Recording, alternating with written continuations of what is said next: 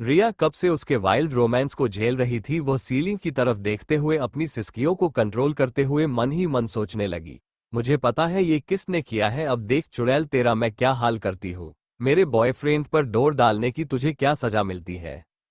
अब कुछ ही देर में मोक्ष शांत हो गया और रिया के ऊपर से हटकर साइड में लेट गया। रिया जैसे ही बेड से उठने वाली थी, उसने रिया को कमर से पकड़कर अपने तरफ खींच लिया और अपने सीने से लगाकर सो गया। रिया भी रात में ठीक से ना सोने पाने की वजह नींद में चली गई। शर्मा निवास में अशोक जी टीवी के सामने बैठे न्यूज देख रहे थे। वही सुनीता जी एक ट्रे में चाय का कप और नाश्ता लेकर आए और आगे रखे कॉफी टेबल पर रख दिया। सुनीता जी ने चिढ़ते हुए कहा, अब टीवी के सामने ही बैठे रहेंगे या फिर नाश्ता करके कैफे जाने का भी इरादा है। जब से वहां हेल्पर्स क्या रख किए, आपका तो काम में मन ही नहीं लगता। और एक मैं हूं जो सुबह शाम तुम लोगों के लिए मजदूरी कर करके थक जाती हूँ। तभी वहां स्वीटी और मोनिका आ जाती है।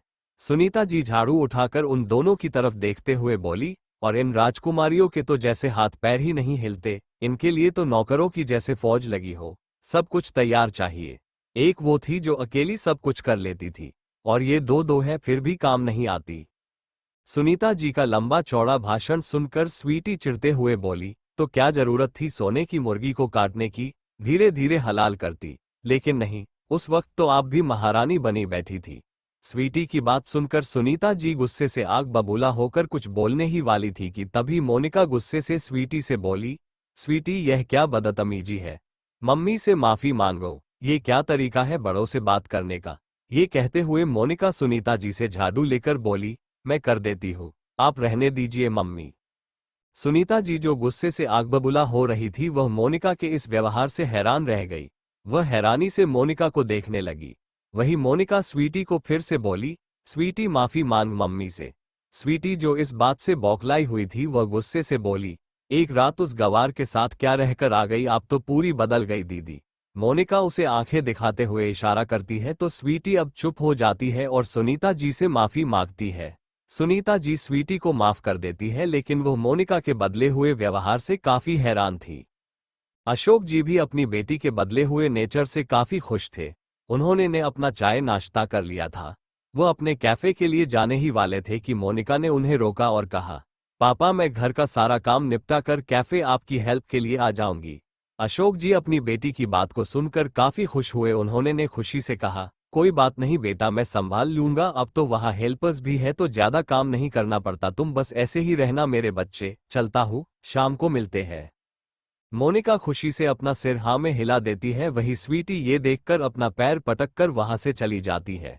सुनीता जी अपनी बेटी के इस व्यवहार से हैरान थी, साथ ही साथ वह थोड़ी खुश भी थी कि अब वह भी थोड़ी जिम्मेदारी लेगी। वह मोनिका के सिर पर हाथ रखकर प्यारी मुस्कान देती है और बोली, मैं दोपहर के खाने की तैयारी करती हूँ, बोलकर किचन की तरफ चली जाती है। वही टीवी अभी भी चल रहा था। मोनिका जैसे ही टीवी का रिमोट उठाकर बंद करने वाली थी कि तभी एक न्यूज फ्लैश होने लगती है और उस न्यूज में बताया जा रहा था कि कल रात शहर के सबसे फेमस क्लब सीजार में एक नौजवान लड़के की हत्या हुई है। बताया जा रहा है कि यह डेड बॉडी शहर के बहुत ही famous builder MR Shivraj Sehgal का छोटा बेटा अरमान शगल की है। वो अक्सर ऐसे ही बड़े बड़े क्लब्स और पब्स में पार्टी करते हुए नजर आया करते थे। हमेशा की तरह कल रात भी वह अपने दोस्तों के साथ दिल्ली के फेमस सीजार क्लब में अपने दोस्तों के साथ पार्टी करने आए हुए थे। जब सुबह वहां के एक प्राइवेट रूम से लगातार बदबू आने लगी तो वहां के स्टाफ ने उस रूम में चेक किया तो पाया कि बिस्तर पर खून से सनी लाश पड़ी हुई थी, जिस पर बहुत ही सलीके से ब्लैंकेट ढका हुआ था। आगे की इन्वेस्टिगेशन चल रही है। ये कहते हुए टीवी स्क्रीन पर उस रूम का पूरा नजारा तो नहीं पर कुछ फोटोज दिखाए जा रहे थे, जिसमें अरमान का सफेद पड़ा हुआ चेहरा साफ दिख रखा था। और ये देखकर मोनिका के हाथ पैर ठंडे पड़ गए थे। वह डर के मारे कांपने लगी। वह भागते हुए अपने कमरे में गई और कमरा अंदर से बंद कर दिया। कुछ पल ऐसे ही डरी सहमी खुद में सिकुड़कर बैठी रही। फिर किसी तरह उसने अपना मोबाइल निकाला और एक नंबर डायल किया। वह बार बार कॉल कर रही थी लेकिन कोई फोन उठा नहीं रहा था। उसने लगातार कॉल करना जारी रखा, तभी सामने से किसी ने कॉल उठाया और अपनी कोल्ड आवाज में बोला, hello, who the hell is this. Monika जो कब से डर से कांप रही थी, वह अपनी कांपती लड़खड़ाती हुई जुबान से बोली, अतुल, मैं मोनिका, आप कहाँ हो? प्लीज मुझे आपसे मिलना है। मोनिका की डरी हुई आवाज सुनकर अतुल हैरान था। अतुल ने मोनिका की आवाज से ही उसके डर को भांप लिया था। वह मोनिका को शांत करते हुए चिंता भरे लहजे में बोला, मोनिका क्या हुआ तुम्हें? मुझे बताओ कहाँ हो तुम? मैं तुम्हारे लिए अभी हेल्प भेजता हूँ। मोनिका अतुल की आवाज को सुनकर रो देती है। मैं घर पर हूँ, मुझे बहुत डर लग रहा है, मुझे बस आपसे मिलना है। आपने आज की न्यूज़ देखी? अतुल ने हैरान होते हुए पूछा, कैसी न्यूज़? और तुम इतनी डरी हुई क्यों हो? मोनिका सुबकते हुए बोली, वो लड़का अरमान सहगल, उसे किसी ने मार दिया। अतुल हैरानी से बोला, व्हाट? वो कुछ पल का पॉज लेता है फिर बोला, ठीक है तुम चिंता मत करो, कुछ नहीं होगा, तुम बस शांत हो जाओ। मोनिका सुबकते हुए बोली, मुझे आपसे मिलना है, प्लीज आप एक बार मुझे मिलिए। अतुल मोनिका को समझाते हुए बोला, मैं अभी नहीं मिल सकता, मैं इस वक्त आउट ऑफ कंट्री हूँ, मैं जल्द ही वापस आकर मिलता हूँ, तब तक तुम खुद को संभालो। मोनिका अपने आंसू पोंछते हुए बोली, हाँ ठीक है मैं वेट करूंगी, लेकिन प्लीज आप जैसे ही वापस आएंगे मुझसे मिलेंगे, प्रॉमिस करिए। अतुल मोनिका की घबराहट को समझते हुए बोला, हाँ प्रॉमिस, मैं आकर पहले तुमसे मिलता हूँ। बाय, अपना ख्याल रखना। ये कहते हुए अतुल अपना कॉल कट करता है। वो जैसे ही पीछे मुड़कर देखता है तो पीछे खड़े इंसान को देखकर अतुल ने अपना कॉल कट किया और पीछे मुड़ा तो पीछे खड़ा शख्स शरारती मुस्कान के साथ उसे देख रहा था। अतुल उस शख्स को देखकर चौंक जाता है और अपने दिल पर हाथ रख लेता है। वो खुद को नॉर्मल करके चिढ़ते हुए बोला, तू यहाँ क्या कर रहा है? सामने खड़ा शख्स अभी भी मुस्कुरा रहा था। ये शिवांश था। उसने शरारत से कहा, ओ, लगता है भाभी जी कुछ ज्यादा ही मिस कर रही है भाई को। अतुल उसे धक्का देते हुए बोला, पीछे हट, चिपक मत मुझसे, और तू किस भाभी जी की बात कर रहा है मुझे नहीं पता। शिवांश ने बोलते हुए अतुल के पास आकर उसके कंधे पर अपना एक हाथ टिका दिया था, इसलिए अतुल ने धक्का देकर उसे खुद से दूर कर दिया था। शिवांश, जो अतुल के धक्का देने से थोड़ा सा ही पीछे हटा था, उसने झटके से अतुल के गले में अपने दोनों हाथ डाल दिए और उसकी गर्दन को पकड़कर बोला, बता ना भाई, गर्लफ्रेंड है ना तेरी? उसी को मिलने की प्रॉमिस कर रहा था ना? अतुल, जो शिवांश से परेशान होकर उसे खुद से दूर करने लगता है, वो चिढ़ते हुए शिवांश से बोलता है, तुझे जो सोचना है सोच, लेकिन मुझे छोड़। चिपका चिपकी मुझे बिल्कुल भी पसंद नहीं है, छोड़ मुझे। ये बात अतुल चीखते हुए बोल रहा था और शिवांश की पकड़ उसकी गर्दन पर और कसती जाती है। इस वक्त दोनों काफी करीब थे।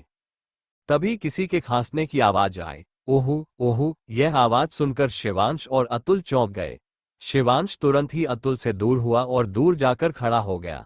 दोनों को इस वक्त काफी एम्ब्रेसमेंट हो रही थी। दोनों ही दूर दूर स्ट्रेट पोजीशन में अपना सिर नीचे किए हुए खड़े थे।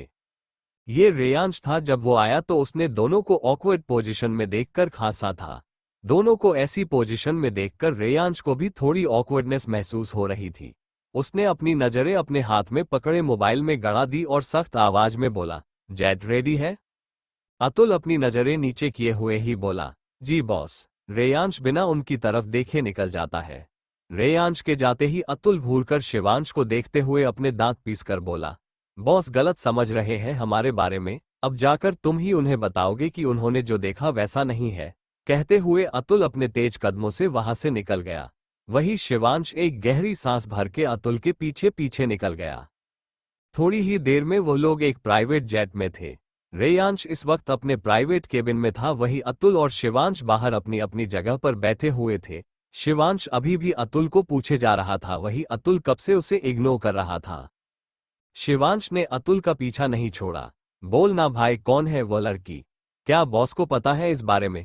बताना भाई, कौन है? शिवांश उसका सिर खा रहा था कि तभी अतुल के मोबाइल में रिंग बजती है। अतुल ने तुरंत ही अपना कॉल अटेंड किया। यह मोनिका का कॉल था। दरअसल मोनिका बहुत ज्यादा डरी हुई थी और अभी उसके लिए सिर्फ अतुल ही था जिस पर वह भरोसा कर सकती थी। मोनिका ने काफी हद तक खुद को नॉर्मल कर लिया था। सामने से मोनिका की आवाज आई, अतुल आई एम सॉरी इस तरह दोबारा कॉल करने के लिए, लेकिन मुझे बहुत डर लग रहा है कहीं पुलिस मेरे घर आई और मुझसे पूछताछ की तो मम्मी पापा को सब पता चला जाएगा। प्लीज आप जल्दी आ जाइए ना, एक आप ही है जो सब सच जानते हैं। मोनिका की घबराहट को समझकर अतुल उसे समझाते हुए बोला, तुम चिंता मत करो, तुम्हारे पास कोई नहीं आएगा और कोई भी तुमसे सवाल नहीं करेगा। बस तुम घबराना बंद करो, मैं निकल चुका हूँ, कल सुबह तुमसे मिलता हूँ। मोनिका थोड़ी रिलैक्स तो होती है, लेकिन वह एक मिडिल क्लास लड़की थी, उसके साथ ये सब नॉर्मल नहीं था, तो वह चाहकर भी पूरी तरह रिलैक्स नहीं हो सकती थी। मोनिका ने अतुल से कहा, लेकिन जो कुछ दिन पहले हुआ। तभी अतुल उसकी बात को काटते हुए बोला, मोनिका जस्ट रिलैक्स, ये हमारे लिए आम बात है। ट्रस्ट में, मैं तुम्हें कुछ नहीं होने दूंगा। तुम बस खुद को संभालो और नॉर्मल बिहेव करो, ठीक है? मैं रखता हूं। कहते हुए अतुल कॉल कट कर देता है। शिवांश कब से वहां बैठे उसकी बात सुन रहा था। उसने मोनिका का नाम सुन लिया था। वो अतुल की तरफ देखकर बोला, क्या प्रॉब्लम है? और यह मोनिका कौन है? इस वक्त शिवांश सीरियस था। तभी अतुल ने शिवांश को सब कुछ बता दिया। शिवांश ने अतुल से कहा कि उसे रेयांश को सब कुछ बता देना चाहिए। अतुल ने सीरियस लहजे में कहा, बॉस उसे बिल्कुल भी पसंद नहीं करते हैं। शिवांश ने कहा, उससे कोई फर्क नहीं पड़ता, जो कुछ भी हुआ ये तो बॉस को बताना ही पड़ेगा। अतुल ने अपना सिर हाँ में हिला दिया। थोड़ी ही देर में जेट रनवे में पर चल दिया और कुछ ही टाइम में टेक ऑफ होते ही उड़ान भर ली। वही अतुल जो खिड़की के पास बैठा था, वह बिना भाव के बाहर की तरफ देख रहा था। इस वक्त उसके अंदर बहुत सी हलचल मची हुई थी। सिंघानिया विला। दोपहर के 2 बज रहे थे और मोक्ष की नींद धीरे धीरे खुलती है। वह अपने सिर पर हाथ रखकर अपनी हल्की आंखें खोले बिस्तर पर उठकर बैठ जाता है। वो बिस्तर के हेडरेस्ट से अपनी पीठ टिकाकर बैठ जाता है। उसे अपने सिर में बहुत दर्द हो रहा था। वो सिर पकड़कर याद करने की कोशिश कर रहा था। उसे धुंधली धुंधली कुछ यादें याद आती है। तभी रिया हाथ में ट्रे लेकर आती है। ट्रे में नींबू पानी से भरा ग्लास था। रिया ट्रे को नाइट स्टैंड पर रखकर मोक्ष के पास बैठ जाती है। मोक्ष, जो कब से अपने सिर को दबाए रात में क्या हुआ ये याद करने की कोशिश कर रहा था, उसे अपने पास रिया का एहसास हुआ तो तुरंत ही उसने अपनी नजरें उठाकर रिया को देखा, जो फिक्र से उसे ही देख रही थी। मोक्ष अपनी थकी हुई आवाज में बोला, बेबी मेरा सिर बहुत दर्द कर रहा है, कुछ ठीक नहीं लग रहा। कल क्या हुआ था मुझे कुछ याद नहीं आ रहा। ये कहते हुए परेशान हो रहा था। रिया नींबू पानी का ग्लास लेकर उसके मुंह के पास बढ़ा देती है और बहुत प्यार से बोली, आप शांत हो जाओ, पहले इसे पी लीजिए, आपको ठीक लगेगा। रिया अपने हाथों से ही मोक्ष को नींबू पानी पिला रही थी और मोक्ष भी किसी अच्छे बच्चे की तरह पी रहा था। कुछ ही देर में मोक्ष रेडी हो चुका था। हालांकि इस वक्त उसकी आंखें थोड़ी सी लाल थी और चेहरा थोड़ा थका हुआ था। उसने इस वक्त लोअर और शैंडो टी शर्ट पहनी थी। वो घर पर अपना काम कर रहा था, वही रिया कहीं बाहर गई हुई थी। शाम के 6 बज रहे थे। रिया अभी तक घर नहीं आई थी और खनक भी इस वक्त बाहर गई थी, वह भी अभी तक नहीं आई थी। कुछ ही देर में कास का एक काफिला सिंघानिया विला में एंटर करता है। रेयांश, अतुल और शिवांश तीनों ही सिंघानिया विला में एंटर करते हैं। शिवांश भी जब दिल्ली आता था तो वह सिंघानिया विला में ही रहता था। अतुल और शिवांश दोनों ही अपने अपने कमरे में चले गए। वही रेयांश तेज कदमों से सीधा अपने कमरे में चला गया। उसे खनक को देखना था, क्योंकि काफी घंटों से उससे बात नहीं हो पाई थी। कमरे में आते ही उसने अपनी नजरें दौड़ाना शुरू कर दिया, लेकिन उसे खनक कहीं भी नहीं दिखी तो वह सीधा वॉशरूम में चला गया। थोड़ी ही देर में वह फ्रेश होकर कैजुअल लोअर और टी शर्ट पहनकर रेडी हो जाता है। अब तक खनक कमरे में नहीं आई तो उसने बाहर जाकर किचन और गार्डन एरिया में जाकर देखा, लेकिन खनक विला में नहीं थी। अब रेयांश को गुस्सा आने लगा। उसने अपनी पॉकेट से फोन निकाला और खनक के नंबर को डायल कर दिया। 2 से 3 बार रिंग जाने के बाद भी खनक ने फोन नहीं उठाया तो अब रेयांश का गुस्सा अपनी चरम सीमा पर आ गया। उसने अपना फोन जमीन पर पटक दिया और जोर से चिल्लाया, कुछ ज्यादा ही छूट दे रखी है तुम्हें जान, इसीलिए इतनी लापरवाह हो गई हो। मैंने तुमसे कहा था ना कि कुछ भी करना, लेकिन मुझे इग्नोर करने की गलती मत करना। कुछ ज्यादा ही प्यार से पेश आ गया तुम्हारे साथ, इसलिए इतनी हिम्मत बढ़ गई है तुम्हारी। तुम बस एक बार घर आओ। कहते हुए वो लिविंग एरिया में आकर दरवाजे के पास ही एक बड़ी सी किंग साइज चेयर पर अपने एक पैर पर दूसरा पैर टिकाए अपना एक हाथ चेयर की हेडरेस्ट पर रखकर बहुत ही एटीट्यूड से बैठ गया। इस वक्त उसका ऑरा काफी कोल्ड था। इस वक्त उसका चेहरा एक्सप्रेशनलेस था।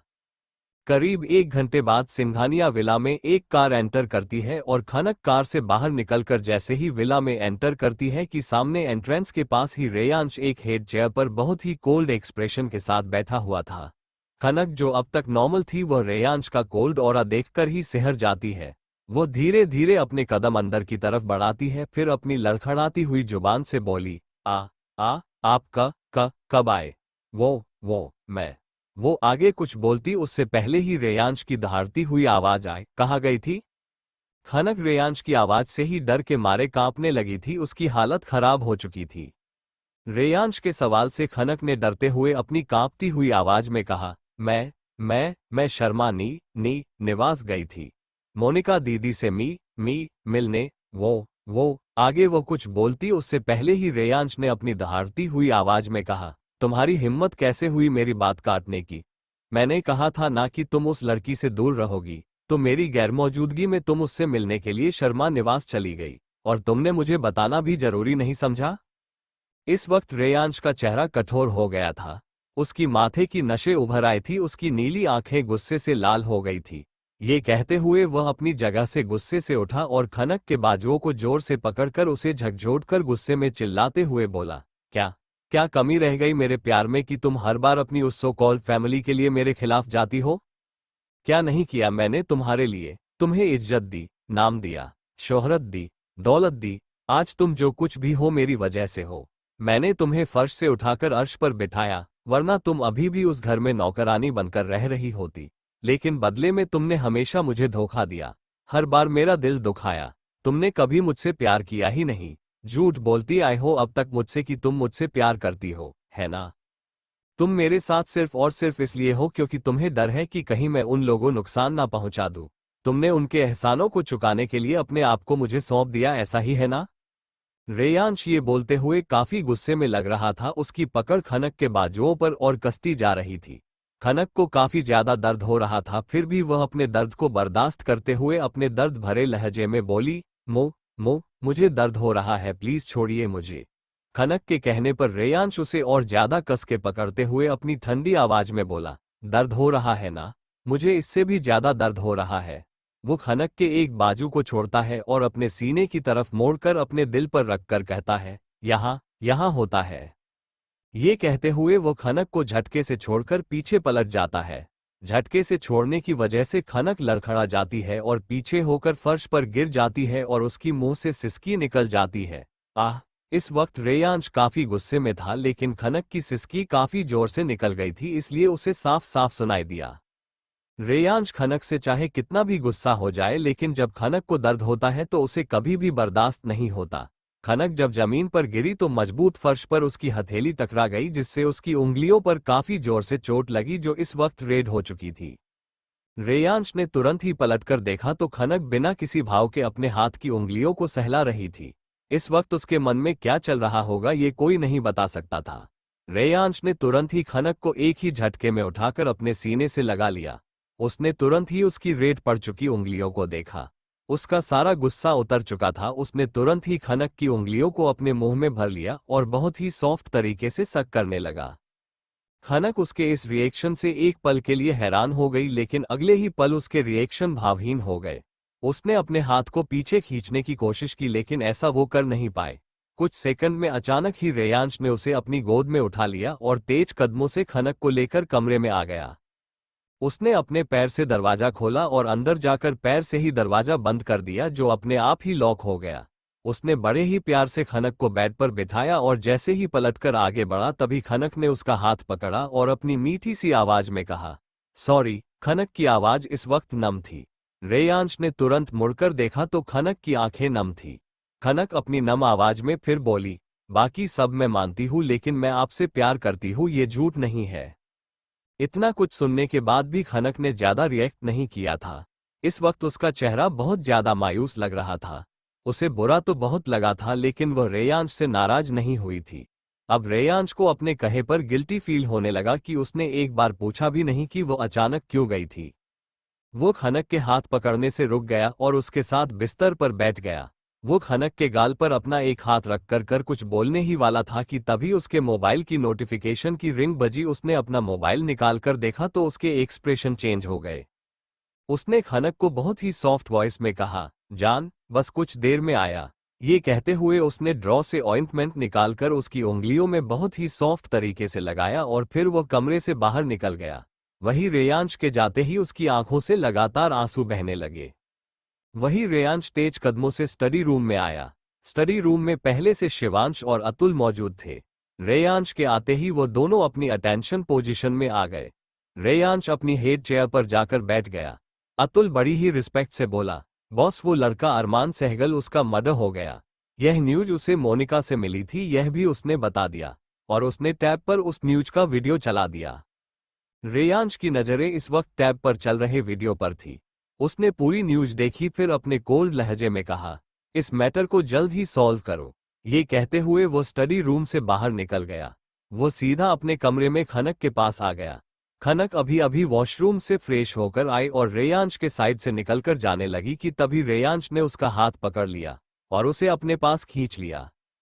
खनक जाकर उसके सीने से टकरा गई। रेयांश ने बहुत ही सॉफ्ट लहजे में कहा, जान, आई एम सॉरी, मैं गुस्से में कुछ ज्यादा ही बोल गया। मुझे आइडिया ही नहीं था कि यहाँ क्या हुआ था।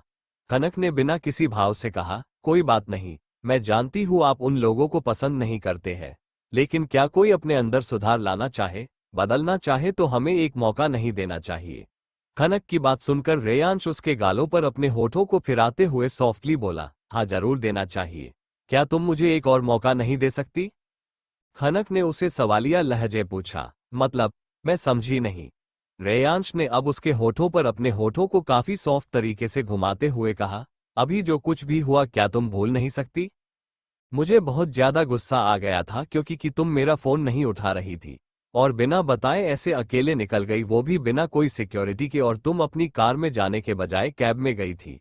अगर तुम्हें कुछ हो जाता तो मेरा क्या होता? तुमने ये भी नहीं सोचा? बहुत प्यार करता हूं तुमसे जान, एक पल भी नहीं रह पाऊंगा तुम्हारे बिना। नहीं बर्दाश्त होता तुम्हारा इग्नोर करना। मुझे हर वक्त तुम्हारा अटेंशन चाहिए, तुम्हारा प्यार चाहिए, तुम चाहिए।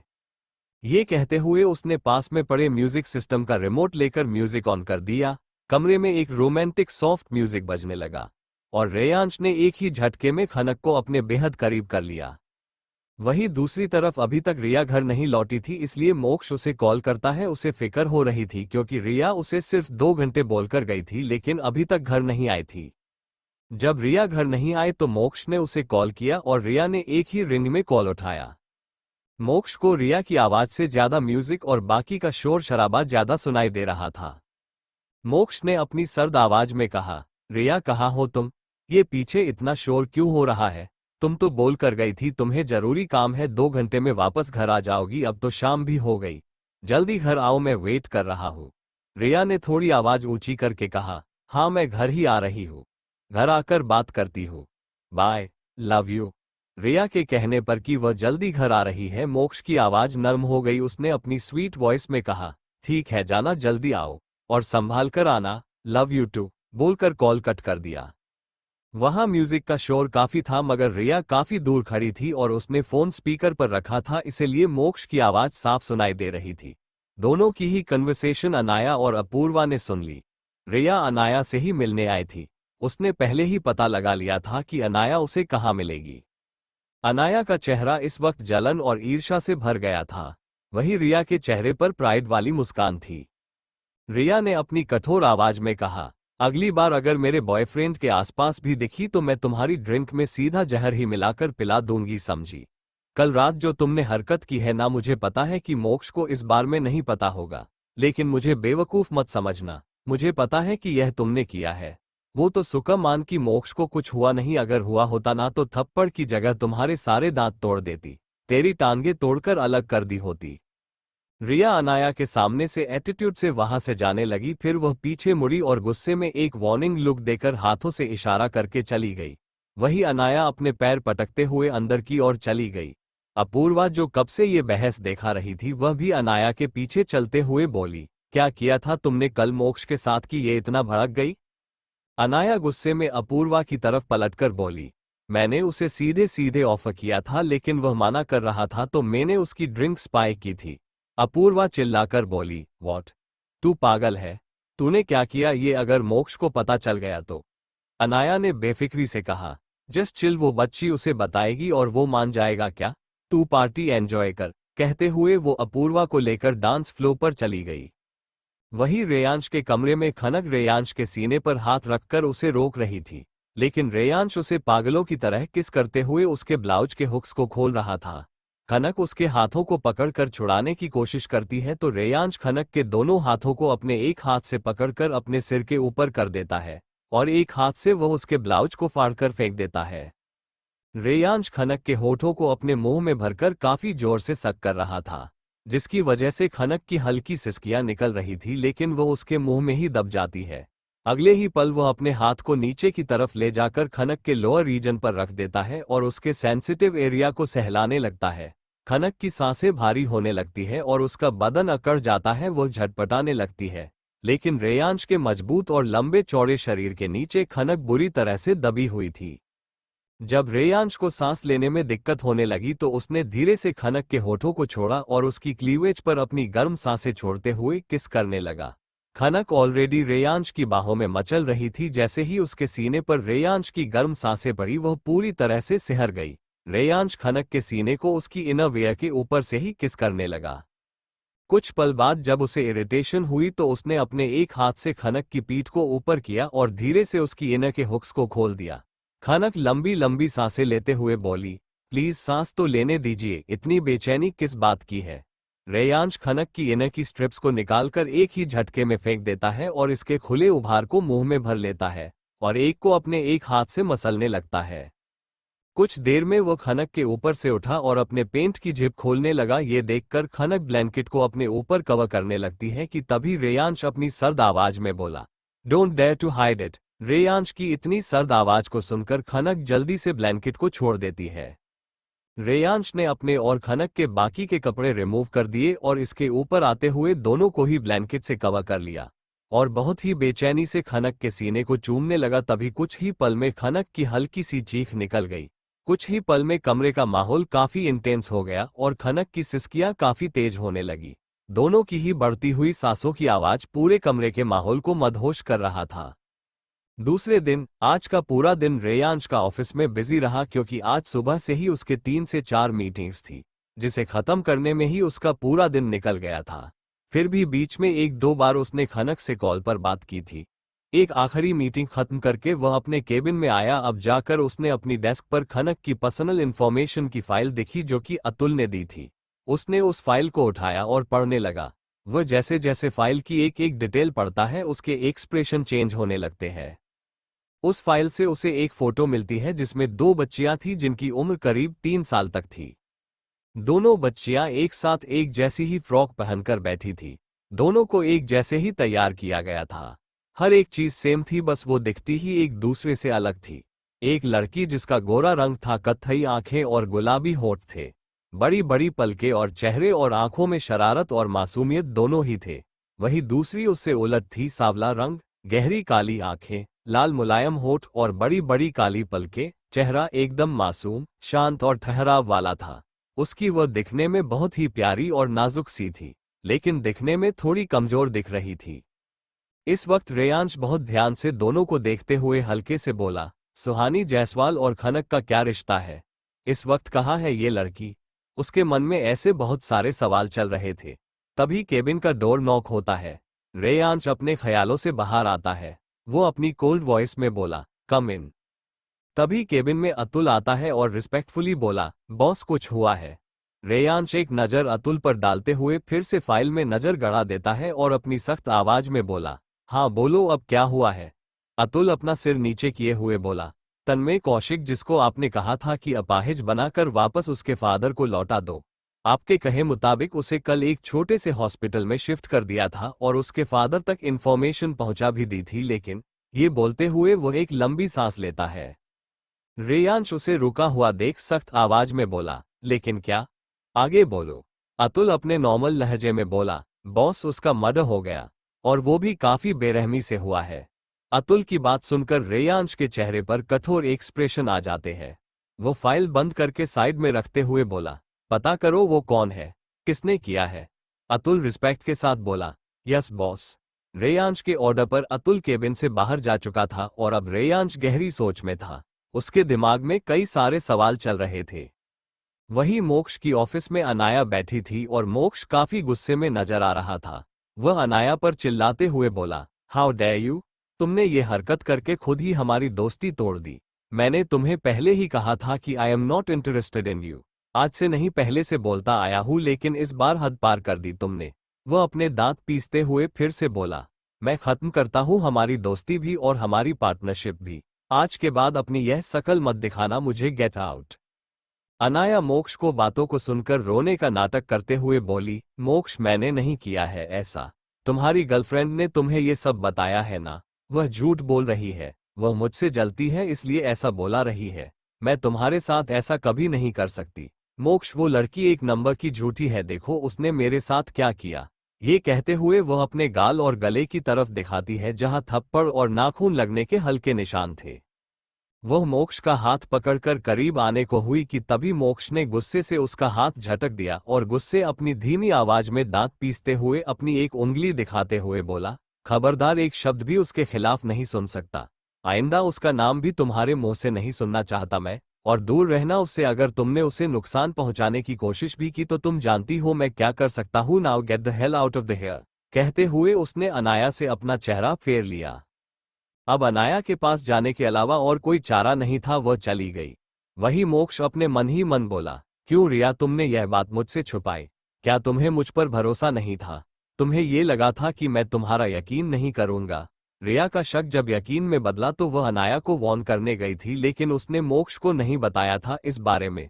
मोक्ष ने खुद ही सब कुछ पता किया था और उसे ये भी पता चल गया था कि रिया अनाया को ही वार्न करने आई थी। उसे ये भी पता चला था कि अनाया ने रिया को कई बार नीचा दिखाया था, यहां तक कि चैलेंज भी किया था कि वह उसे मोक्ष की लाइफ से बाहर कर देगी। रात के वक्त रेयांश और मोक्ष दोनों ही घर आ चुके थे। रेयांश जब घर आया तो उसके हाथ में एक फाइल थी जिसे लेकर वह कमरे में आया। आज वह काफी थका हुआ था, इसलिए उसने अपनी लैपटॉप की बैग और फोन साथ में फाइल भी बेड पर ही रख दी थी। खनक रेयांश को घर आते देखकर जल्दी से कमरे में आई और रेयांश का सारा सामान उठाकर अपनी जगह पर रखने लगी। जब वह फाइल उठाकर ड्रॉ में रखने वाली थी कि फाइल से एक फोटोग्राफ गिरा। खनक ने जमीन पर पड़ा फोटोग्राफ उठाकर देखा तो वह चौंक गई। खनक के माथे पर हल्का पसीना आ गया, उसका हाथ हल्का सा कांप गया और वह बिना पलके झपकाए उस तस्वीर को गौर से देखने लगी। फिर अचानक ही उसने वह फाइल उठाई और खोलकर पढ़ने लगी।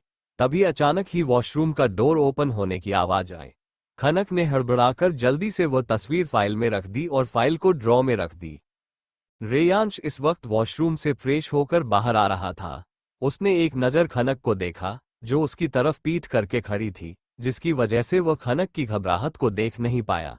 खनक को जब रेयांश के होने का एहसास हुआ उसने तुरंत ही अपने एक्सप्रेशन चेंज किए और रेयांश की तरफ पलट गई। इस वक्त रेयांश के एक्सप्रेशन बिल्कुल नॉर्मल थे। उसने एक मीठी सी मुस्कान पास करके सीधा क्लोजेट रूम की तरफ बढ़ गया। खनक ने जब रेयांश के एक्सप्रेशन नॉर्मल देखे तो वह अपने आप से ही बोली, इनके मूड को देखकर लगता है जैसे इनको कुछ भी पता नहीं है अब तक। 5 ही मिनट में रेयांश नॉर्मल लोअर और टी शर्ट पहनकर बाहर आया और अब दोनों ही डिनर के लिए नीचे चले गए। आज डिनर टेबल पर 6 लोग थे। वहीं अतुल काफी गुमसुम सा था। जब से मोनिका और उसकी कन्वर्सेशन शुरू हुई थी वो अक्सर कहीं खोया हुआ रहता था। सभी का डिनर खत्म होने के बाद सब अपने अपने कमरे में चले गए। वहीं मोक्ष और रिया के कमरे में मोक्ष ने काफी इमोशनल होकर रिया से कहा, तुमने मुझे बताया क्यों नहीं कि यह सब अनाया ने किया था? रिया नॉर्मल लहजे में बोली, ये हम लड़कियों के बीच की बात है, उसमें बताने वाली कोई बात नहीं है। मैंने उसे अच्छे से वार्न कर दिया है, अब वो ऐसी हरकत नहीं करेगी। उसने अपनी जलन के मारे ये सब किया था।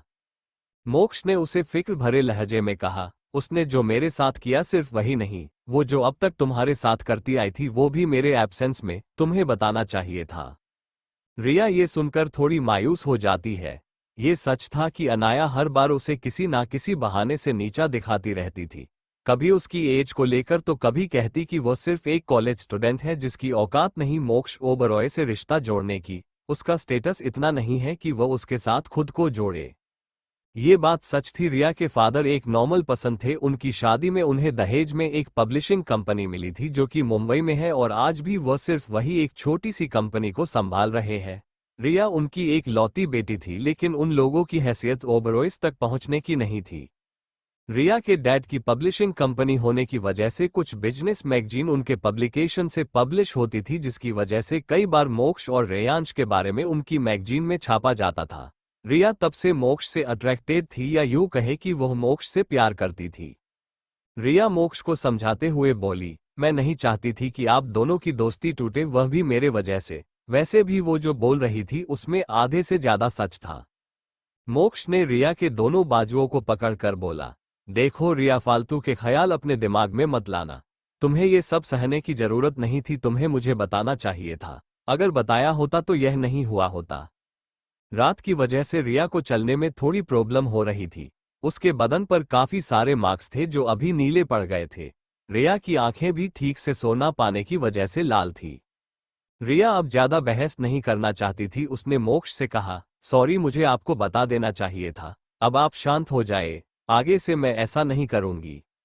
मोक्ष भी ज्यादा बहस ना करते हुए बोला, प्रॉमिस करो कि आज के बाद तुम कुछ भी नहीं छुपाओगी। रिया भी हल्की मुस्कान लिए बोली, प्रॉमिस, कभी कुछ नहीं छुपाऊंगी। इधर रेयांश के कमरे में रेयांश इस वक्त खनक के सामने बैठा था। उसने वो फोटोग्राफ अपने हाथ में पकड़कर खनक को दिखाते हुए नॉर्मल लहजे में कहा, क्या तुम इस लड़की को जानती हो? खनक इस वक्त अंदर से थोड़ी परेशान थी, लेकिन वह बाहर से नॉर्मल पेश आ रही थी। उसने सपाट लहजे में कहा, हाँ, दोस्त थी बचपन में। रेयांश ने फिर से नॉर्मल लहजे में पूछा, मतलब तुम्हारा उसके साथ कोई रिश्ता नहीं था? खनक भी नॉर्मल एक्सप्रेशन के साथ नॉर्मल लहजे में बोली, हाँ, ऐसा कह भी सकते हैं, क्योंकि कि खून का कोई रिश्ता नहीं था, बाकी हम बहनें जैसी थी। रेयांश ने आगे नॉर्मल लहजे में कहा, जान, मुझे तुम्हारे बचपन के बारे में बताओ ना। मुझे आज पता चला कि तुम्हारी कोई दोस्त भी थी। अभी वो कहाँ है, कहाँ रहती है? तुम कहो तो हम उससे मिलने जा सकते हैं। खनक रेयांश के ये कहने से थोड़ी सी हैरान हो गई। अब उसे समझ नहीं आ रहा था कि वह क्या कहे। उसने बात को पलटते हुए कहा, वो मुझे आपसे कुछ चाहिए था। रेयांश समझ चुका था कि खनक बात पलट रही है, लेकिन उसने ज्यादा बहस न करते हुए कहा, हाँ बोलो, क्या चाहिए? खनक ने थोड़ा झिझकते हुए कहा, मुझे अपनी पढ़ाई कंप्लीट करनी है, लेकिन ऑफलाइन। मेरा मतलब है मुझे कॉलेज जाना है। खनक की बात पर रेयांश की त्योरियां चढ़ गई। उसका चेहरा थोड़ा सख्त हो गया। उसने अपने सख्त लहजे में कहा, मैंने कहा था ना कि तुम अपनी स्टडी घर पर रहकर कंप्लीट करोगी। अगर तुम्हें ट्यूटर्स की जरूरत पड़ी तो मैं तुम्हारे लिए ट्यूटर्स हायर करूंगा जो तुम्हें घर आकर पढ़ाएंगे। And that's my final decision. Reyansh के कहने पर कि वह घर पर ही रहकर अपनी अधूरी पढ़ाई पूरी करेगी, उसने अपना चेहरा एकदम मासूम और मायूस बना लिया। अपनी जगह से उठते हुए खुद में ही बड़बड़ाने लगी, खनक, तू कभी अपनी मर्जी से नहीं जी सकती। तुम अपनी लाइफ के फैसले खुद कभी नहीं ले सकती। आज तक यही तो होता आया है, फिर क्यों सोच लिया कि कुछ बदलेगा? खनक जैसे ही अपनी जगह से उठकर जाने लगी, उससे पहले ही रेयांश ने उसका हाथ खींच लिया। खनक का बैलेंस बिगड़ा और वह सीधा रेयांश की गोद में जाकर गिरी। रेयांश ने उसकी कमर पकड़कर उसे ठीक से एडजस्ट करते हुए बिठाया और उसने अपने एक हाथ से उसके जबड़े को पकड़कर ऊपर किया और उसके चेहरे को अपने चेहरे के सामने लाते हुए दांत पीसते हुए कहा, मैंने तुम्हें कैद करके नहीं रखा है, तो ऐसे बड़बड़ाना बंद करो।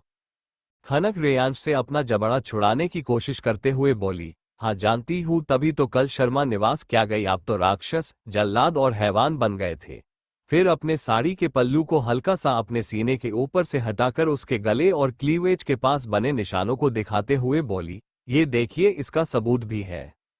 रेयांश उसके निशान को अपने हल्के हाथों से छूटे हुए शरारती अंदाज में बोला, क्या तुम मुझे सेड्यूस कर रही हो? खनक जल्दी से अपने पल्लू को ठीक करने लगती है और रेयांश की गोद से उतरने की कोशिश करने लगती है। वह झूठा गुस्सा दिखाते हुए बोली, आप बहुत बेशर्म और ठरकी हो। आपको एक ही चीज सूझती है, मैं सिर्फ दिखा रही थी कि आपने क्या किया। मेरा दिमाग खराब हो गया है जो मैं आपको सेड्यूस करूंगी। छोड़िए, मुझे चेंज करना है, नींद भी आ रही है मुझे। रेयांश उसकी स्ट्रगल को देखकर अपनी पकड़ और मजबूत कर लेता है। उसका चेहरा इस वक्त एक्सप्रेशन लेस हो जाता है। खनक जितना खुद को दूर करने की कोशिश करती, वो उतना ही उसे अपने करीब खींचकर खुद से चिपका लेता। रेयांश को पता नहीं क्या सोचता है। वो खनक को बिना किसी एक्सप्रेशन के ही बोला, तुम जब भी मुझसे दूर जाने की कोशिश करती हो, मेरा मन होता है मैं तुम्हें उतना ही परेशान करूं जितना तुम मुझसे दूर जाने की कोशिश करती हो। जब तुम मेरे सामने रेजिस्ट करती हो तो मुझे बिल्कुल भी अच्छा नहीं लगता। मुझे पता है कि तुम मुझसे कुछ छुपा रही हो, और जब भी तुम्हारे दिमाग में कुछ चल रहा होता है तुम मुझसे नजरें चुराती हो, मुझसे दूर रहती हो। अब मैं हम दोनों की लाइफ में कोई भी इंटरफेरेंस नहीं चाहता, तो मैं चाहूंगा कि तुम मुझसे कोई बात न छुपाओ, चाहे वो तुम्हारे अतीत से ही क्यों ना जुड़ी हो। खनक हैरान थी कि रेयांश चाहता था कि वह सारी उलझनों को सुलझा दे जो उनके रिश्ते पर असर कर सकती है। खनक रेयांश की बाहों में खुद को ढीला छोड़ देती है। उसकी आंखों से आंसू बहने लगते हैं। वो रेयांश के सीने से लग जाती है और फुट फुट कर रोने लगती है। कुछ देर ऐसे ही रोने के बाद उसने अपना सिर रेयांश के सीने से निकाला और सुबकते हुए बोली, मैं आपको सब कुछ सच बता दूंगी, लेकिन उसके बाद शायद आप मुझे अपने पास ना रखना चाहो, इसलिए क्या आज की एक आखिरी रात आपके साथ मिल सकती है? ये सुनकर रेयांश का चेहरा कठोर हो गया। उसकी माथे की नशे उभर आए। आखिरी रात वाली बात सुनकर रेयांश का चेहरा गुस्से से भर गया। उसने खनक के जबड़े को बहुत जोर से अपने हाथों से पकड़ा और अपने दांत पीसते हुए बोला, बार बार एक ही बात मत बोला करो। मैंने तुम्हें पहले ही कहा है, आई don't care about your status and your past. मैं बस जानना चाहता हूँ, बाकी सब मैं डिसाइड करूंगा, समझी? रेयांश ने बहुत जोर से खनक का जबड़ा पकड़ा था। उसकी आंखों में हल्के से आंसू उभर आए। उसने अपने जबड़े को छुड़ाते हुए अपनी नम आवाज में कहा, प्लीज आप मुझे हट कर रहे हो, इसीलिए कुछ बोलने से डर लगता है आपसे। रेयांश को एहसास होता है कि उसने खनक के जबड़े को काफी कष्ट से पकड़ा है, तो उसने जल्दी से उसे छोड़ा और अपने हल्के हाथों से सहलाते हुए फिक्र भरे लहजे में बोला, आई एम सो सॉरी जान, तुम्हें बहुत दर्द हो रहा होगा ना? जब भी मुझे गुस्सा आता है पता नहीं क्यों मैं खुद को कंट्रोल नहीं कर पाता। ये कहते हुए वो खनक के चेहरे और कमर को सहला रहा था। खनक खुद को संभालते हुए मन में बोली, ये मेरे से भी बड़े पागल है। खनक को ऐसे मन में सोचते हुए देखकर रेयांश बोला, क्या तुम मुझे मन में गालियां दे रही हो? खनक ने बिना एक पल गवाए कहा, नहीं, वो तो मैं मुंह पर दे सकती हूँ। रेयांश खनक के इस बिहेवियर से हैरान था। इस वक्त उसके एक्सप्रेशन कुछ अलग थे, लेकिन अगले ही पल खनक ने हड़बड़ाते हुए कहा, मुझे पीठ पीछे किसी की बुराई करना अच्छा नहीं लगता। रेयांश ने उसे आगे कुछ नहीं कहा, बस हम बोल दिया और चुपचाप खनक को अपनी गोद में लिए बैठा रहा। तभी खनक अपनी नॉर्मल लेकिन थोड़ी मायूस आवाज में बोली, आपको सब कुछ पता चल गया ना? रेयांश अभी एकदम शांत था। खनक के बोलने पर उसने खनक को एक नजर देखा और कहा, हम थोड़ा बहुत, बाकी का तुम बताओ। खनक आगे कुछ बोलने वाली थी कि तभी रेयांश का फोन बजा। उसने अपना फोन निकाला और देखा तो उसे वह एक इमरजेंसी कॉल लगी। उसने तुरंत खनक को अपनी गोद से उतारकर सोफे पर बिठा दिया और कॉल उठाकर बोला, हाँ बोलो। सामने से किसी ने कुछ कहा, जिसे सुनकर रेयांश का चेहरा कठोर हो गया। उसके एक्सप्रेशन कोल्ड हो गए। उसने अपनी सख्त आवाज में बस इतना ही कहा, you handle it until I get there, I will be there as soon as possible. इतना बोलकर उसने अपना कॉल कट कर दिया और खनक के गालों को अपने हाथों में भरकर बोला, बहुत प्यार से बोला, जान मुझे अभी बहुत इंपॉर्टेंट काम से बाहर जाना है, हम इस बारे में बाद में बात करेंगे। ये कहते हुए वो जल्दी से क्लोजेट रूम में गया और 10 मिनट में ही रेडी होकर बाहर आ गया। उसने अतुल और शिवांश को भी इन्फॉर्म कर दिया था, वो दोनों भी रेडी हो गए थे। अब कुछ ही देर में तीनों ही चले गए। वहीं खनक रेयांश के जाने के बाद अपने कमरे में आकर आज के बारे में सोचने लगी। वह उस फाइल के बारे में सोचने लगी। उसने तुरंत ही जाकर वह फाइल निकाली, क्योंकि रेयांश के आ जाने से वह फाइल पढ़ नहीं पाई थी। उसने फाइल उठाई और बेड पर बैठ गई। फाइल में उसका बर्थ प्लेस, उसकी बर्थ डेट, यहाँ तक कि उसका बर्थ टाइम भी था।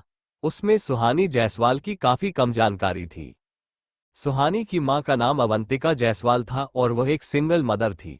इसके अलावा और कोई जानकारी नहीं थी। आगे बस खनक की थोड़ी बहुत जानकारी थी, जिसमें उसके पेरेंट्स के एक्सीडेंट और उनके एक्सीडेंटल इंश्योरेंस के बारे में इंफॉर्मेशन थी, जो कि शर्मा फैमिली ने उसका क्लेम किया था। उस इंश्योरेंस का एक पैसा भी खनक को नहीं मिला था।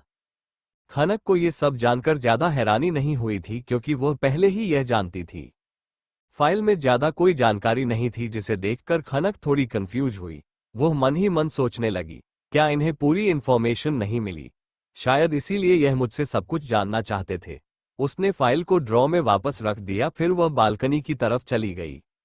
वहीं दूसरी तरफ रेयांश अतुल और शिवांश के साथ अपनी एक टीम लेकर बहुत ही सुनसान पोर्ट पर पहुंचे, जहां से उसका एक कंसाइनमेंट बहुत बड़े जहाज में समुंदर से जाने वाला था। लेकिन इस वक्त उस जहाज पर किसी अनजान हमलावरों ने हमला कर दिया था। वहां पर मौजूद बहुत सारे लोगों को और जहाज के गार्ड्स को मार दिया गया था और काफी सारे घायल हो गए थे। अभी भी वहां बहुत सारी फायरिंग और ब्लास्ट हो रहे थे। रेयांश के साथ आई हुई कोमाडो की टीम ने अपनी अपनी पोजीशन ले ली और अब उन लोगों में आमने सामने गोलीबारी होने लगी। रेयांश ने अपनी पोजीशन ले ली और एक स्नाइपर से वहां खड़े एक एक दुश्मन के माथे के बीचों बीच निशाना लगा रहा था। वह काफी अच्छा शार्प शूटर था। धीरे धीरे रेयांश की पूरी टीम उन लोगों पर भारी पड़ रही थी। तभी एक बहुत बड़ा धमाका हुआ और इस धमाके से पूरा जहाज चिथड़े चिथड़े हो गया। जहाज को किसी ने ब्लास्ट से उड़ा दिया था और ये देखकर रेयांश अपनी जगह से बाहर आ गया। ये देखकर अतुल और शिवांश जल्दी से रेयांश को कवर करने के लिए आगे आए। इस वक्त रेयांश अपने हाथों में एक गन लेकर लगातार गोलियां चला रहा था। इस वक्त उसका ऑरा बहुत ही डार्क था। वो इस वक्त किसी शैतान लग रहा था। अतुल और शिवांश दोनों ही रेयांश को पूरी तरह कवर कर रहे थे कि तभी अतुल को कुछ अजीब लगा। जब उसने रेयांश की तरफ देखा तो अतुल के सीने पर ठीक उसके होठ के पास एक लेसर बिंदु दिखा जो कि एक स्नाइपर राइफल का था। अतुल ने बिना एक पल गवाए रेयांश को धक्का दिया। स्नाइपर से बुलेट ऑलरेडी छूट चुकी थी। वो बुलेट जाकर सीधे रेयांश को लगी और रेयांश एक पल के लिए अपनी जगह से कुछ इंच पीछे की तरफ लड़खड़ाया। उसे बुलेट लग चुकी थी। अतुल बहुत जोर से चिल्लाया, बॉस। शिवांश ने जब देखा रेयांश को बुलेट लगी है वह तो जैसे शैतान बन गया। उसने सीधी मशीन गन उठाई और सामने का सारा इलाका ही उड़ा दिया। वही अतुल ने जल्दी से अपने गार्ड्स को अपने कानों में लगे ब्लूटूथ के जरिए स्नाइपर कहां से चली है उसका डायरेक्शन पता करने का ऑर्डर दे दिया और वह रेयांश को संभालने लगा। रेयांश गोली लगने के बाद भी सीधा खड़ा था। उसके दोनों हाथों में अभी भी गन थी जिसमें से वह लगातार गोलियां चला रहा था। अतुल अब रेयांश से परेशान होकर बोला, बॉस आपको अभी यहां से जाना चाहिए, हम सब संभाल लेंगे, प्लीज आप रोनी के साथ हॉस्पिटल के लिए निकल जाइए, आपको बुलेट लगी है। अतुल की बात सुनकर रेयांश अपनी सख्त और कोल्ड आवाज में बोला, I don't care about that, I will kill those all bastard. ये कहते हुए रेयांश अभी भी अपना कोल्ड ऑरा लिए फायरिंग कर रहा था। सामने के लगभग काफी सारे लोग मर चुके थे और बाकी बचे लोगों को अब रेयांश के गार्ड्स ने घेर लिया था। अब वहां सब कुछ शांत हो गया। इस वक्त वहां बहुत सारे लोग मारे गए थे जिसकी वजह से वहां खून की स्मेल आ रही थी। जमीन पर काफी सारा खून और गोलियों के सेल्फ पड़े हुए थे। इस वक्त वह जगह एक जंग का मैदान लग रही थी। रेयांश के सीने से इस वक्त खून बह रहा था जिसे देखकर अब शिवांश से रहा नहीं गया। उसने बोला, बॉस आपको हॉस्पिटल जाना होगा अभी और इसी वक्त। हम मैडम को क्या जवाब देंगे, प्लीज आपको मैडम के लिए जाना होगा अभी। रेयांश को अब खनक का ख्याल आया और उसने आगे कुछ नहीं कहा क्योंकि अब सब कुछ अंडर कंट्रोल में था। जो जहाज बॉम्ब ब्लास्ट से उड़ाया गया था वह खाली था क्योंकि रेयांश के लोग हमेशा एक बैकअप प्लान रखते थे। उन लोगों ने हमला होते ही सारा का सारा सामान सबमरीन के जरिए निकाल लिया था। रेयांश के सीने से खून निकल रहा था। बुलेट अभी भी अंदर थी जिसकी वजह से उसकी आंखें बंद हो रही थी लेकिन फिर भी वह खुद को होश में रख रहा था। जल्दी से वहां गार्ड्स आए और रोनी रेयांश को लेकर हॉस्पिटल के लिए निकल गया। अतुल और शिवांश यहां संभालने के लिए रुक गए। अब तक आधी रात हो चुकी थी। वहीं दूसरी तरफ खनक को अभी तक नींद नहीं आई थी। वह बेचैनी से पूरे कमरे में घूम रही थी। वह बार बार रेयांश को कॉल कर रही थी लेकिन वह कॉल नहीं उठा रहा था। वह घबरा रही थी। रेयांश चाहे कितना भी बिजी क्यों ना हो लेकिन वह खनक का कॉल उठा ही लेता था। लेकिन आज उसका कॉल लगातार बज रहा था लेकिन वह उठा ही नहीं रहा था। वहीं दूसरी तरफ हॉस्पिटल में रेयांश का इलाज हो चुका था। रेयांश को गोली उसके कंधे के पास लगी थी जिसकी वजह से उसे कोई खतरा नहीं था। बुलेट निकाल ली गई थी और अब ड्रेसिंग भी हो चुका था लेकिन उसको बुलेट ऐसी जगह लगी थी कि उसके हाथ को हिलाना डुलाना मना था वरना उसके जख्म जल्दी भर नहीं पाएंगे। इसलिए उसके गले को सपोर्ट देकर उसके बाएं हाथ को ऊपर की तरफ सपोर्ट दिया गया था ताकि उसका हाथ हिले ना। अब तक रेयांश को होश भी आ चुका था। शिवांश और अतुल भी अब तक सब कुछ शॉर्ट आउट करके हॉस्पिटल आ चुके थे। अब रेयांश को हॉस्पिटल से डिस्चार्ज मिल चुका था। अब तक सुबह के करीब 8 बज चुके थे। रोनी हॉस्पिटल से अपने विला के लिए निकल चुका था। वही अतुल और शिवांश रेयांश को लेकर सिंघानिया विला के लिए निकल चुके थे। वही खनक अब तक फ्रेश होकर रेडी हो गई थी। वह लिविंग हॉल में आकर बैठी थी। इस वक्त वह काफी बेचैन लग रही थी। बार बार वो एंट्रेंस की तरफ देख रही थी। तभी बहुत सारी कार सिंघानिया विला में आकर रुकती है। रेयांश जैसे ही विला में एंटर करता है सामने लिविंग रूम में बेचैनी से बैठी खनक किसी की आहट सुनकर सामने की तरफ देखने लगी कि तभी उसने रेयांश को अपने सामने देखा जिसके हाथ पर बैंडेज थी जिसे देखकर वह हैरान रह गई। रेयांश के पीछे अतुल और शिवांश भी थे। रेयांश खनक को देखकर जल्दी से उसके पास गया तो खनक के आंखों में हल्का सा पानी आ गया। उसने अपनी नम आवाज में कहा, यह आपको क्या हुआ? इतना बोलते बोलते तो उसकी आंखों में झरने की तरह आंसू बहने लगे। अब आगे रेयांश ने इस वक्त कैजुअल शर्ट पैंट पहने हुए थे। उसके दाएं हाथ को आर्म स्लिंग पाउच बाह की स्लिंग थैली के जरिए एडजस्ट किया गया था ताकि वह हिले ना और उसका जख्म जल्दी भर जाए। उसके बाल इस वक्त थोड़े बिखरे हुए थे और नीली आंखें इस वक्त हल्की लाल थी। इस हाल में भी रेयांश काफी हैंडसम लग रहा था, लेकिन खनक को इस वक्त सिर्फ उसकी चोट दिख रही थी। खनक को ऐसे रोते देखकर रेयांश को बिल्कुल भी अच्छा नहीं लग रहा था, इसलिए वह उसे चुप कराने के लिए बोला, अतुल तुमने कहा था कि मेरे लिए एक नस का इंतजाम कर दिया है, तो कहाँ है वो? खनक जो अब तक रो रही थी नस की बात सुनकर अपने आंसू पोंछकर तुरंत बोली, नस पर किस लिए? मैं हूं ना, क्या मैं आपका ख्याल नहीं रख सकती? आपने मुझे इतना नकारा समझा है। ये सुनकर रेयांश के चेहरे पर मुस्कान आ गई क्योंकि उसका प्लान वर्क कर गया। अतुल और शिवांश दोनों ही हैरानी से मुंह फाड़कर ये देख रहे थे, वो इस वक्त शॉक थे। अतुल ये सोच रहा था कि उसके बॉस ने कब उसे कहा नर्स का इंतजाम करने को, वो तो हॉस्पिटल जाने के लिए भी आनाकानी कर रहे थे। इधर खनक परेशान हो गई थी, उसे लगा कोई फीमेल नर्स आएगी और वो रेयांश का ख्याल रखेगी, मतलब था कि वो हर वक्त उसके आसपास रहेगी। शिवांश अपनी मैडम का हाल समझ चुका था और यह भी कि उसके बॉस उसकी मैडम को जला रहे हैं, परेशान कर रहे हैं। शिवांश से अब रहा नहीं गया, वो वैसे भी थोड़ा बड़बोला था। बिना कुछ सोचे समझे ही वो खनक को कहने लगा, मैडम आप टेंशन मत लो, कोई नज़ नहीं आने वाली। अरे बॉस तो हॉस्पिटल जाने के लिए भी मना कर रहे थे, वो तो मैंने आपका नाम लेकर उन्हें हॉस्पिटल भेजा है, पता है, वरना ये तो। और आगे की बात उसके मुंह में ही रह जाती है क्योंकि वो अपने ऊपर किसी की कठोर नजरों को महसूस कर रहा था। रेयांश शिवांश को अपनी जलती निगाहों से घूर रहा था।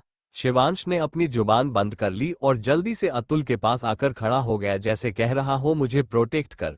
और ये देखकर रेयांश की कठोर नजरें अब अजीब हो गई। वो उन दोनों को सवालिया नजरों से बहुत अजीब तरीके से देखता है, जिसे अतुल अच्छे से समझ जाता है। वो शिवांश के कंधे को पुश कर धक्का देकर उसे दूर कर देता है। शिवांश धक्का लगने के कारण थोड़ा पीछे की तरफ चला जाता है और गुस्से से अतुल को देखता है। अतुल शिवांश को इग्नोर करके हड़बड़ाते हुए बोला, बॉस जैसा आप समझ रहे हैं वैसा कुछ भी नहीं है हम दोनों के बीच में, आई थिंक अब हमें चलना चाहिए। ये कहते हुए वो शिवांश को घूरकर इशारा करता है कि यहाँ से निकल लेने में ही भलाई है। अब शिवांश भी जल्दी से वहां से भाग जाता है। वहीं अब खनक भी रेयांश को अपने साथ लेकर कमरे में आती है और उसे बिस्तर पर बैठा देती है। उसकी आंखें अभी भी नम थी, वह रेयांश से कोई बात नहीं कर रही थी क्योंकि वह नाराज थी। वो चुपचाप बिना कुछ बोले वॉशरूम में चली गई और एक टब में हल्का गर्म पानी भरकर उसे लेकर बाहर बिस्तर के पास आ गई। उसने वो टब साइड में रखा और फिर रेयांश के सामने बैठ गई। वो एक एक करके रेयांश के शर्ट के बटन खोलने लगी। रेयांश को इस वक्त बहुत अच्छा लग रहा था क्योंकि खनक नाराजगी में भी उसका ख्याल रख रही थी, लेकिन उसकी चुप्पी अब रेयांश से सही नहीं जा रही थी। उसने खनक के हाथों को पकड़ा जो उसके शर्ट के बटन खोल रहे थे और उसे मनाने के लहजे में प्यार से कहा, जान नाराज मत होना, मैं तो बस मजाक कर रहा था, तुम्हें पता है ना मुझे तुम्हारे अलावा किसी की भी छुअन अच्छी नहीं लगती। खनक अपनी नम आवाज में बोली, आपको हर बार मुझे परेशान ही करना होता है। आप हॉस्पिटल क्यों नहीं जाना चाहते थे? आपके साथ इतना कुछ हुआ और मुझे कुछ पता तक नहीं चल पाया। पता है आप फोन नहीं उठा रहे थे तो मुझे कितना डर लग रहा था, कितनी बेचैन थी मैं। ये कहते हुए खनक ने रेयांश के हाथ को अपने हाथों से हटाया और रेयांश के शर्ट के सारे बटन खोल दिए और अब बहुत ही सावधानी से उसने शर्ट को रेयांश के बदन से अलग किया। अब उसने एक सॉफ्ट स्पंज लिया और टब के हल्के गर्म पानी में भिगोकर रेयांश की अपर बॉडी को साफ करने लगी। इस वक्त खनक रेयांश के खुले गठीले सीने को स्पंज से साफ कर रही थी और रेयांश अपने बाएं हाथ से उसकी कमर के पास से साड़ी के कपड़े को हटाकर उसके खुले पेट पर हल्के हाथों से सहला रहा था। खनक जैसे उसे साफ करते हुए उसके करीब जाती, वो कभी उसके सीने पर तो कभी उसके गले पर अपने होंठ रखकर हल्के से चूम लेता और यह होते ही खनक सिहर जाती। रेयांश बार बार उसके साथ शरारत कर रहा था और खनक उसे रोकने की कोशिश कर रही थी, लेकिन वह था कि रुकने का नाम ही नहीं ले रहा था। खनक ने बहुत ही मुश्किल से उसे स्पंज बाथ दिया और उसके कपड़े चेंज करवा दिए। इस वक्त खनक शर्म से पानी पानी हो रहे थी क्योंकि पूरे टाइम रेयांश ने उसे बहुत परेशान किया था। कभी उसके हाथ उसकी खुली कमर को सहलाते तो कभी खुले पेट को, तो कभी वह उसके सीने को प्रेस कर देता। फाइनली अब रेयांश रेडी था। खनक ने अब रेयांश के लिए लाइट ब्रेकफास्ट कमरे में ही मंगवाया और उसे अपने हाथों से खिला रही थी। तभी रेयांश ने कहा, जान तुम कुछ कहने वाली थी ना? खनक के हाथ अचानक ही उसके मुंह के आगे रुक गए, लेकिन फिर अगले ही पल उसने निवाला रेयांश के मुंह में रखते हुए नॉर्मल वॉइस में कहा, कुछ खास नहीं है, आप पहले ठीक हो जाए। फिर उसने रेयांश के सामने फिक्र से देखते हुए कहा, आप रात को अचानक ऐसी कौन सी जगह गए थे जहां आपको ये बुलेट लगी? क्या किसी ने जानबूझकर आप पर गोली चलाई थी? खनक को परेशान देखकर रेयांश ने उसके गाल पर अपना हाथ रख दिया, फिर हल्के हाथों से उसके गाल को सहलाते हुए कहा, जान, तुम्हें इसकी चिंता करने की जरूरत नहीं है, मुझे कुछ नहीं हुआ है और कुछ हो भी नहीं सकता। वो जो कोई भी है वो जल्द ही पकड़ा जाएगा। अब तक रेयांश का ब्रेकफास्ट हो चुका था। खनक ने प्लेट को साइड में रखते हुए कहा, मुझे आपकी फिक्र हो रही है, जब तक आप ठीक नहीं हो जाते आप घर से बाहर नहीं जाएंगे। ये बात खनक ने ऑर्डर देने के लहजे में कही थी। रेयांश खनक की बात सुनकर हैरान था। आज तक उसे किसी ने भी इस तरह ऑर्डर नहीं दिया था, लेकिन उसे आज खनक का ऑर्डर सुनकर बहुत अच्छा लग रहा था। उसने किसी अच्छे बच्चे की तरह अपना सिर हाँ में हिला दिया। खनक रेयांश को दवाई देकर उसे सीधे लेटा देती है, फिर उसे ब्लैंकेट से कवर कर देती है। फिर रेयांश के माथे पर लाइट किस करके प्यार से बोली, आप कुछ देर सो जाइए, रात भर ठीक से सो नहीं पाए होंगे। रेयांश उसके हाथ को पकड़कर प्यार से बोला, सोई तो तुम भी नहीं हो रात भर, तुम भी सो जाओ थोड़ी देर, मुझे तुम्हारी बाहों में सोना है। रेयांश की बात सुनकर खनक अपना सिर हाँ में हिला देती है तो रेयांश खनक के लिए जगह बना देता है। खनक उसकी साइड में लेट जाती है। खनक उसकी राइट साइड लेटी थी, इसलिए रेयांश उसकी तरफ करवट लेकर अपना सिर उसके सीने पर रख देता है। खनक उसके बालों में अपनी उंगलियां चलाने लगती है। अब धीरे धीरे दोनों ही नींद की आगोश में चले जाते हैं। वही एक सुनसान जगह पर बने एक खंडर जैसी हवेली में लगभग एक 50 से 55 साल का आदमी और उसके साथ एक और 30 से 35 साल का आदमी था। दोनों एक दूसरे से बात कर रहे थे। वो 55 साल का आदमी सामने वाले आदमी से गुस्से में बोला, इतना अच्छा मौका तुम अपने हाथ से कैसे जाने दे सकते हो? तुम्हारा निशाना कैसे चूक गया? तुम्हें पता है आज उसकी मौत निश्चित थी, लेकिन तुम्हारा निशाना चूकने की वजह से वह बच गया। यह इंसान अनुराग कौशिक था, तन्मय कौशिक के पिता। अपने बेटे की हालत का जिम्मेदार वह रेयांश को समझता था, यहां तक कि उसे लगता था कि तन्मय को जान से मरवाने वाला रेयांश ही है। हालांकि कि यह सच नहीं था। रेयांश ने तो उसे अपाहिज बना दिया था। उसके हाथ और पैर काट दिए थे, उसकी आंखें पहले ही जला दी थी और उसकी जुबान भी काट ली गई थी। इसका मतलब था कि वह पहले ही जीते जी मर चुका था, लेकिन किसी अनजान इंसान ने उसे जान से मार दिया था, जिसके बारे में रेयांश को भी पता नहीं था। सामने वाला 35 साल का आदमी एक लोकल गुंडा था जो लोकल एरिया में अपनी धौंस जमाता था, थोड़े बहुत इनलीगल हथियारों का धंधा करता था, लेकिन उसकी नज़र हमेशा औरतों पर बुरी रहती थी और वह काफी बुरा इंसान था। उसकी करतूतों की वजह से कई बार रेयांश के लोगों ने उसे धमकाया था, मारा था, उसको बर्बाद किया था, इसलिए वह रेयांश से नफरत करता था, लेकिन वो उसे हाथ तक नहीं लगा सकता था क्योंकि यह उसके औकात के बाहर था। लेकिन अनुराग कौशिक, जो कि अपने लीगल बिजनेस के साथ साथ कई इनलीगल धंधे भी किया करता था, इसलिए उसके कॉन्टैक्ट काफी थे, इसलिए उसने इस आदमी के साथ मिलकर रेयांश को मारने का प्लान बनाया। इस आदमी को लोग जैकी के नाम से जानते थे। जैकी गुस्से में अनुराग से बोला, सेठ, माना कि मैंने आपसे हाथ मिलाया, लेकिन मुझे अपनी जान प्यारी है, और अगर इतनी उसे मारने की चूल मची है तो जाकर खुद मार दो। वो कोई हलवा नहीं कि जाकर गोली मार दी और बात खत्म। अगर मैं पकड़ा जाता ना तो कुत्तों से बदतर मौत मिलती मुझे। अनुराग उसकी बातों को सुनकर चिढ़ते हुए बोले, तुमसे कुछ नहीं होगा, अब उसे मैं खुद अपने हाथों से मारूंगा। जैकी बेफिक्री से बोला, हाँ हाँ तो खुद ही मारो, क्योंकि जितनी जल्दबाजी तुम कर रहे हो ना, उसमें तो हमारी ही मौत निश्चित है और मुझे अभी जीना है। माना कि मैं उससे नफरत करता हूं, लेकिन मुझे अपनी औकात पता है। अनुराग तंज कसते हुए बोले, मुझे पता होता कि तू किसी काम का नहीं है तो मैं तेरे साथ कभी हाथ नहीं मिलता।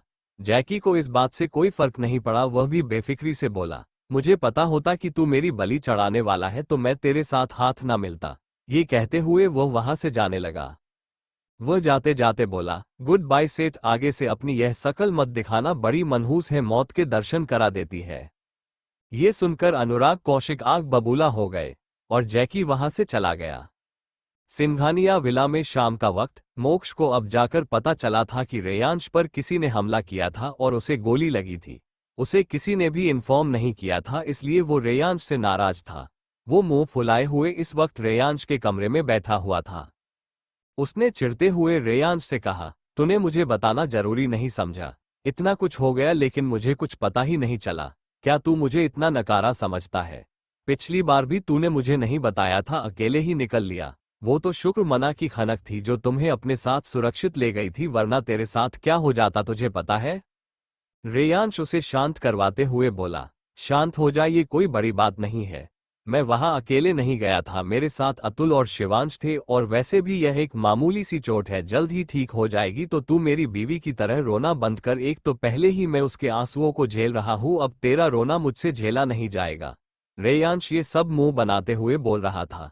वही खनक अपने हाथों में सूप का बाउल लेकर आई थी, वो ये सब सुन लेती है। खनक अपनी तीखी नजरों से रेयांश को घूरकर देखने लगती है, उसे गुस्सा आ रहा था। रेयांश जो अपने ही धुन में बोले जा रहा था, जब उसे अपने ऊपर किसी की नजरों की तपिश महसूस होती है, वह नजर फेरकर देखता है तो खनक अपनी आंखें बड़ी बड़ी करते हुए उसे घूर रही थी। रेयांश खनक को अपने आप को इस तरह घूरता हुए पाता है तो वह हड़बड़ाकर बोला, जान, मैं तो बोल रहा था कि ये ऐसे ही फालतू में टेंशन ले रहा है। देखो मैं तो एकदम फिट हूँ, तुम्हारे होते हुए मुझे कुछ हो सकता है भला। खनक नाराज होकर सख्त लहजे में बोली, आप क्या कहना चाहते थे और क्या नहीं, मैं सब समझ गई। मैं तो फालतू में ही रोती रहती हूँ, आपकी फिक्र करती रहती हूँ, है ना? मुझे लगता है आपके लिए एक नज़र रख ही लेनी चाहिए। आपको उसी की जरूरत है, मेरी नहीं। कहते हुए खनक सूप का बाउल नाइट स्टैंड पर रख देती है। फिर वह मोक्ष की तरफ देखते हुए बोलती है, मोक्ष भैया, आपको इनकी फिक्र करने की कोई जरूरत नहीं है, इन्हें हमारी कोई जरूरत है ही नहीं, ये अपना ख्याल खुद रख सकते हैं। ये कहते हुए खनक कमरे से बाहर जाने लगी कि तभी रेयांश अपनी बेहद मासूम आवाज में बोला, जान, ये सूप मुझे कौन पिलाएगा? मेरा ख्याल कौन रखेगा? यार तुम ऐसे नहीं जा सकती। ये कहते हुए वह अपना चेहरा किसी बच्चे की तरह बना लेता है, और ये देखकर मोक्ष हैरान था। खनक ये बात सुनकर पलटकर एक नज़र रेयांश को देखती है, फिर बाहर चली जाती है। खनक को बाहर जाते हुए देखकर रेयांश का मुंह छोटा सा हो जाता है। वही मोक्ष उसे देखकर हंसते हुए बोला, हा हा हा हा हा, अच्छा खासा बेड पर लेटे लेटे ट्रीटमेंट मिल रही थी, लेकिन तुझे हजम नहीं हुआ, लो हो गई ना नाराज? रेयांश उसे घूरते हुए नाराजगी से बोला, तू यहाँ मेरा हालचाल पूछने आया था या हम दोनों के बीच लड़ाई करवाने? अब हो गई ना नाराज? मोक्ष ने भी तंज कसते हुए कहा, तो अपनी जुबान पर लगाम देनी चाहिए, ऐसे बीवी की बुराई नहीं करनी चाहिए। एक तो गलती खुद करो और इल्जाम मुझ पर लगाओ। दोनों की बहस चल ही रही थी कि खनक अपने हाथों में स्पून लेकर आई। उसने स्पून को सूप के बाउल वाली ट्रे में रखा और रेयांश के पास जाकर उसे सहारा देते हुए बेड के हेडरेस्ट के सहारे बिठा दिया। मोक्ष इस वक्त सामने रखी चेयर पर बैठा हुआ था। खनक बेड पर रेयांश के सामने बैठ गई और सूप का बाउल हाथ में लेकर चम्मच में थोड़ा सूप भरकर हल्की सी फूंक मारकर ठंडा करते हुए रेयांश के मुंह के सामने कर दिया। रेयांश को तो लगा था कि खनक नाराज होकर चली गई है, लेकिन वह तो स्पून लेने गई थी। रेयांश अभी तक हैरान था। जब वह अपना मुंह नहीं खोलता तो खनक बोली, क्या कर रहे हैं आप? मुंह खोलिए, फिर आपको दवाई भी लेनी है। रेयांश के चेहरे पर चमक आ जाती है, वो जल्दी से स्पून अपने मुंह में भर लेता है। मोक्ष ये देखकर फिर से बोला, देखा कितनी अच्छी बीवी मिली है तुझे, तू उसकी बुराई कर रहा था मेरे सामने, लेकिन फिर भी वो तेरा ख्याल रख रही है। मोक्ष के चेहरे पर एक शैतानी स्माइल थी, वह जानबूझकर बोल रहा था। रेयांश चिढ़ते हुए बोला, तूने हालचाल पूछ लिया ना, अब निकल यहाँ से, मेरी बीवी को मेरे खिलाफ भड़का मत, वरना तेरी रिया यहाँ से सीधे अपने घर जाएगी, फिर मैं देखता हूँ तू क्या करता है। रेयांश की बात सुनकर मोक्ष घबराते हुए बोला, देख भाई, मैं मजाक कर रहा था, इसमें मेरी रिया बीच में कहाँ से आए? तू ऐसा नहीं कर सकता। रेयांश भी अब एटीट्यूड से बोला, अगर तू मेरी बीवी को भड़का सकता है तो मैं भी रिया को तुझसे दूर कुछ वक्त के लिए भेज सकता हूँ। अब मोक्ष बिना एक पल गवाए जल्दी से वहां से जाते हुए बोला, कोई जरूरत नहीं है, तुम दोनों अपना क्वालिटी टाइम एंजॉय करो, मैं जा रहा हूँ। ये कहते हुए वो कमरे से बाहर निकल गया। खनक चुपचाप उसे सूप पिला रही थी, उसका चेहरा इस वक्त नारजगी भरा था। रेयांश अपना एक हाथ आगे बढ़ाते हुए उसके पेट के पास ले जाता है और धीरे से वहां से कपड़ा हटाकर उसके खुले पेट पर अपना हाथ रख देता है। इस वक्त उसके चेहरे पर शरारत थी। खनक अपने पेट पर रेयांश का हाथ महसूस कर सिहर जाती है, लेकिन वह बाहर से कुछ रिएक्ट नहीं करती।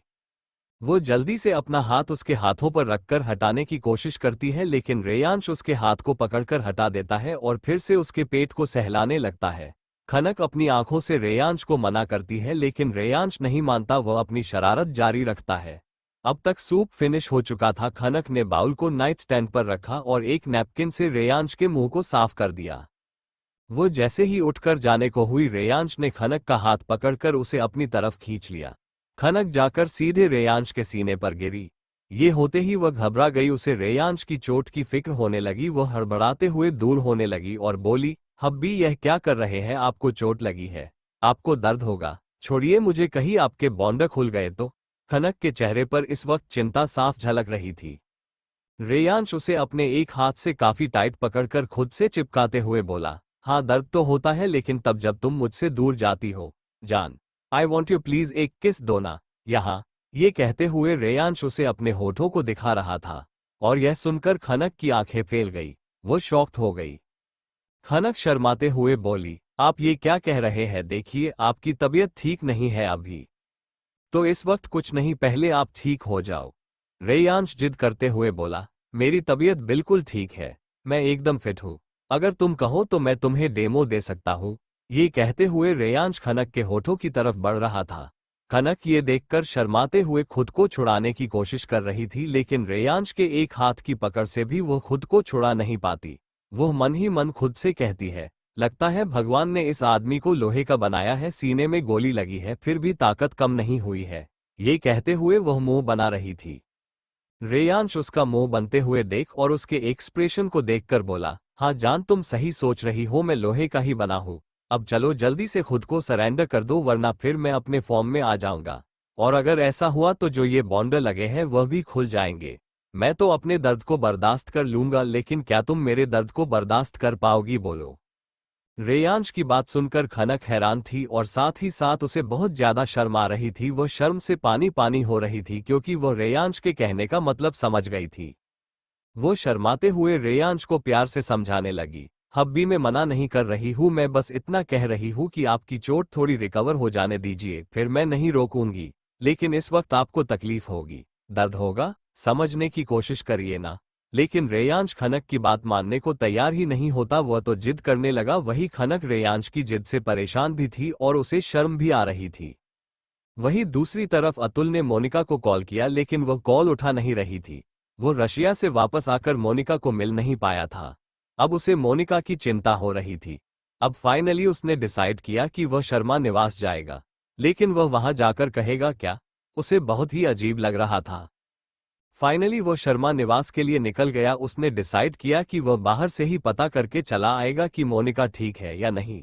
अतुल शर्मा निवास पहुंचता है तो बाहर उसे कोई नहीं दिखाई देता। उसने अपनी कार दूर पार्क करी थी और अपने चेहरे पर मास्क लगा दिया था, जिससे उसको कोई पहचान ना पाए।